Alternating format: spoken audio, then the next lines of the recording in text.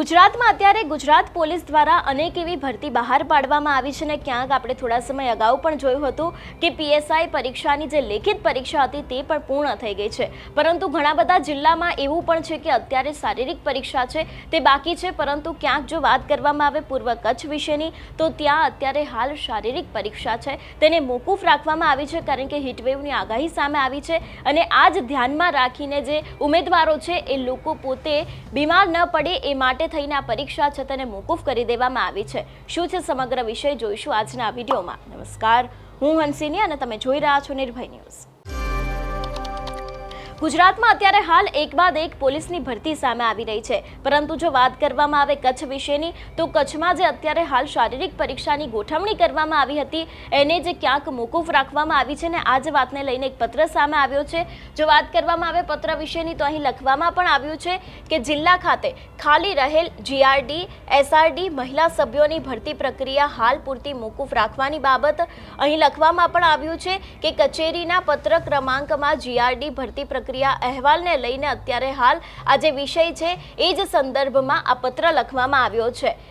Madam વેતન ધરાવતા હંગામી જીઆરડી એસઆરડી મહિલા સભ્યોની ખાલી રહેલ જગ્યા પર ભરતી કરવા અર્થે ભરવામાં આવેલ ઉમેદવારી પત્રકો કુલ 1389 પુરુષ તથા 185 મહિલાઓની નિયત કરવામાં આવેલ માપદંડ મુજબ શારીરિક કસોટીમાં પુરુષો જે દોડ હોય છે 1600 મીટરની, તેની સાથે મહિલાઓની જે 800 મીટરની દોડ હોય છે એનું આયોજન 15/4/2025 થી એટલે કે આજથી લઈને 21/4/2025 સુધી કરવામાં આવ્યું હતું, પરંતુ આગામી દિવસોમાં હીટ વેવની આગાહીને કારણે ઉમેદવારોની સલામતી ધ્યાનમાં લેતા જીઆરડી એસઆરડી અને મહિલા સભ્યોની ભરતી હાલ પૂરતી મોકૂફ રાખવામાં આવી છે। આગામી દિવસોમાં નવી તારીખ, સમય અને સ્થળ નક્કી થશે અને ઉમેદવારોને જાણ કરવામાં પણ આવશે અને અહીં ખાસ કરીને જે પોલીસ અધિક્ષક છે ખાસ કરીને જે પોલીસ અધિક્ષક છે તેમના દ્વારા આ વાત છે તેને કહેવામાં આવી છે। એટલે અત્યારે હાલ એક તરફ ગુજરાતમાં ગુજરાત પોલીસની ભરતી એક બાદ એક સામે આવી રહી છે અને હવે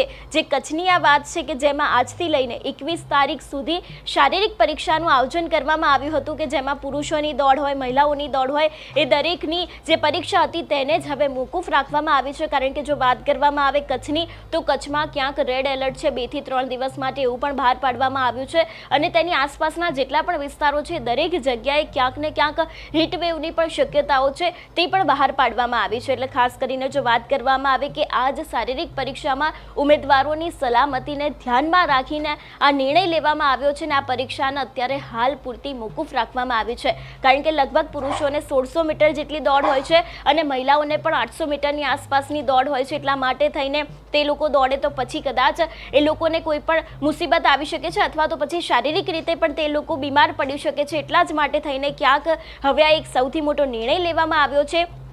કે જે 3 પરીક્ષા હતી તેને જ અત્યારે હાલ મોકૂફ રાખવામાં આવી છે અને ખાસ કરીને શારીરિક પરીક્ષા હવે થોડા દિવસ પછી યોજાશે તેવો પણ એક નિર્ણય લેવામાં આવ્યો છે। જો કે આગામી તારીખ કઈ હશે તેના વિશેની હજી સુધી જાણ કરવામાં નથી આવી। આગામી દિવસમાં નવી તારીખ અને સ્થળ છે તે પણ જાહેર કરવામાં આવશે તેવી પણ આ વાત પત્રમાં લખવામાં આવી છે। તમારું શું માનવું છે આ વિષયને લઈને અમને કમેન્ટ કરીને ચોક્કસથી જણાવજો। તેની સાથે જ અમારી ચેનલ નિર્ભય ન્યૂઝને લાઇક, શેર અને સબસ્ક્રાઇબ કરવાનું ભૂલશો નહીં। નમસ્કાર।